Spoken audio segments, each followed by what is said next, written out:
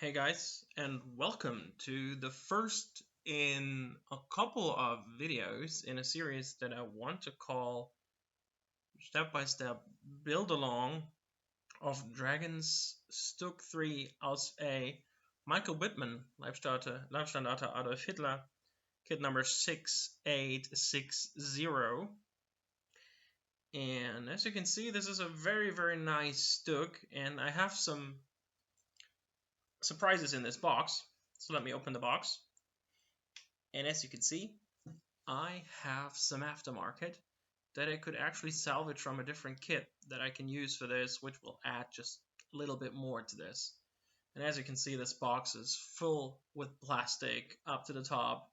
We have the DS tracks, sadly. We have a bit of photo etch, and we have a very lovely, not so much instruction sheet, but we will tackle the problems with this instruction at a later point, and I guess you will then see what I mean. And if you've seen the review I did on this, you will already know the spot where we will be getting agitated.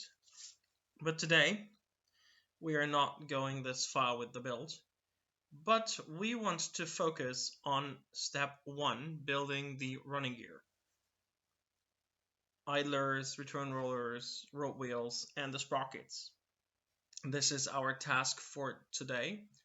And while I'm browsing the box here, looking for all the parts I need, I actually take out the wrong sprue there with the figure because the sprocket on that sprue is the wrong one that I will not need. And then I cannot find the second sprue here with the second sprocket, so I'm taking out other stuff like the hull tub. Taking out the suspension system here with these wing arm, like the torsion bars, but we also get the return rollers. And this is the sprue with the idlers and some of the rope wheels. And there's the second sprocket, but I didn't identify it as being the second sprocket. Even more rope wheels here. Just all the stuff you need for the running gear assembly.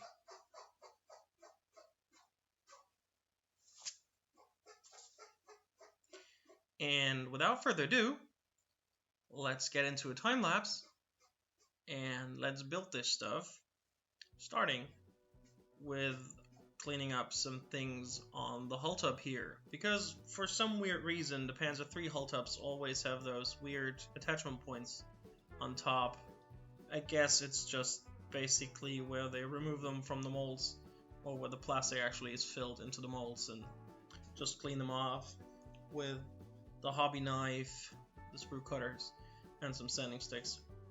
I'm using Xuran sprue cutters and Ultimate Production sanding sticks here, thinny sticks. I really like those. I've been using them for a while now. And the hobby knife is just a dollar store, like cheap as can be hobby knife. I don't care what kind of blades I use for those. It's just whatever comes cheapest, whatever I can use, and then we go with it. I'm using Tamiya extra thin for some parts, and as you will be seeing later, I also use Revolve Contact the liquid for other parts where I think I need a stronger bond and I want them to set slowly. I use the Revell, and for things where I'm like, yeah, just stick together and be stuck together forever, I use the Tamiya extra thin because it just dries so much faster. Now then, here we go with the rope wheels. 6 per side, old Stug III, Panzer III thing. If it has 6 rope wheels on each side, you know it's a Panzer III chassis. If it has 8, you know it's a Panzer IV. Very simple trick to just remind yourself of what you are looking at if you're looking at old pictures. And it's the same for all the derivatives of the Panzer III. Normally I would be cleaning the rope wheels like whole before I stuck them together, but this time around I just glued them together, aligning the sprue gates on the wheels so that when I start sanding them down later, I can just like go hard on them and just clean all the attachment points at once because I thought for the purpose of this video it was easier to just stick them together and then sand them at a later stage. And as you will be seeing later, I only sand 3 on camera, and then I'm just like doing the rest off camera because it's just repetitive as hell sanding those things. And it's 12 rope wheels altogether and the return rollers that we have to sand, so I'm just going to be doing some of them. This, I think, is a good time to thank you guys again for being subscribed to my channel if you are yet. If you haven't yet subscribed, I would really appreciate it if you guys could subscribe to my channel, maybe even like this video, leave a thumbs up. As you see, repetitive gluing wheels together, trying to align them because those Panzer III, especially the early Panzer III wheels, have those metal tubes inside that basically support the wheel structure and hold them together. They are welded in between the two halves, and I needed to align them. Now, between me building the road wheels and building the return rollers here, almost a week has passed. Hairy arm shot here. And I was really wondering what I could do and how I could do this, and I actually ordered a new microphone. I don't know if you can tell by the sound quality or like the actual sound. I ordered a new microphone and the microphone never arrived, and I really wanted to try this microphone on this video and in this build series because I'm doing voiceover, because I don't want my girlfriend to be like silent for half an hour or an hour when I'm filming this. And I think the raw footage before I moved to time-lapse was about 1 hour and 20, and I really did not want her to just be quiet for that long, and she is home right now, so I wanted to do the voiceover, especially after you guys told me the voiceover is a good idea. So I just ordered a new microphone for like 50 bucks or 50 euros, and here we are trying this, and it arrived today. So this is actually like an hour ago, me sticking this stuff together here to finish this video so I could get it out to you guys as quickly as possible.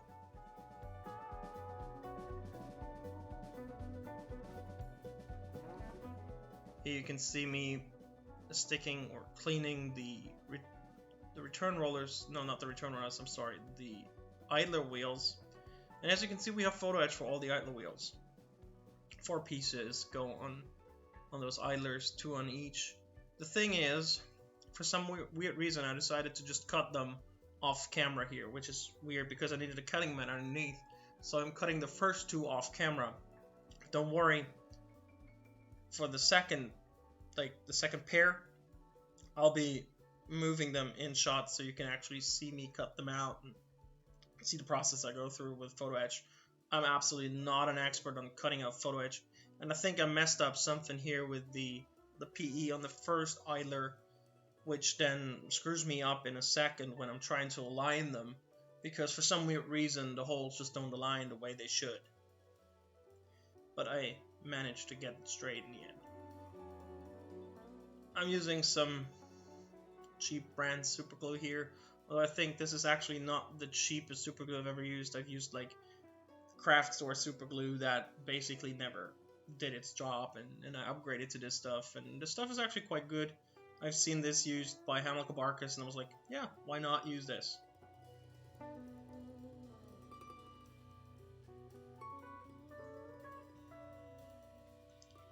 And in a second, you are going to see me try to fumble and fumble and fumble to make those holes align when I stick the 2 halves together. Because at first, I used just too little glue on the inside of the idler, and as you can see, it's not in shot perfectly, so you cannot see properly, but you can see my hairy arm. Now I'm trying, and I'm looking at it, so I'm like, no, this is not correct. And I'm moving and moving and moving and pulling and pulling.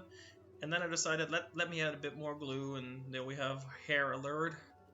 Obviously, for coronavirus reasons, I haven't been able to go to the hairdresser, or the barbershop, actually, and get my hair done. So, yeah, I'm currently growing almost a mullet, I think. So, yeah, it looks ridiculous.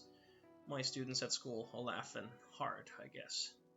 So now we're on to the second idler, and like I said, here we go. I moved the smaller cutting mat into the shop because like I want to show the guys. Just so you can see, I'm just using the hobby knife, cutting them out, trying to cut as close to the part as possible because I don't have metal files to send them down, and I don't want to like bend the part to oblivion.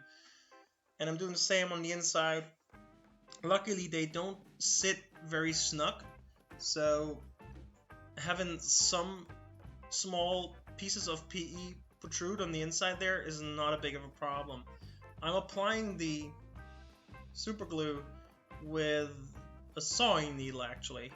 Well, no, it's not a sawing needle, but something very similar. It's a small metal needle. I just dip it in the super glue and then just spread it on there. Very, very simple, very easy. Does the trick very quickly. And then I'm using the tweezers here to press the PE part onto the plastic. As you can see now, I'm actually using more of the Tamir extra thin here. And this time I made the lines perfectly, almost instantaneously. So, yay me, I learned something there.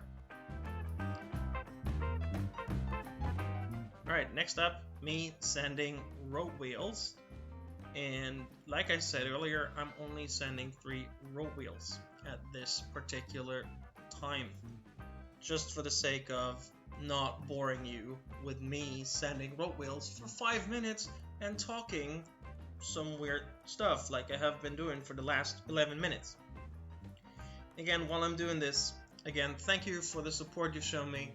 If you want to support me, please subscribe if you haven't, leave a like if you like this video, if you like this series, participate in the community section.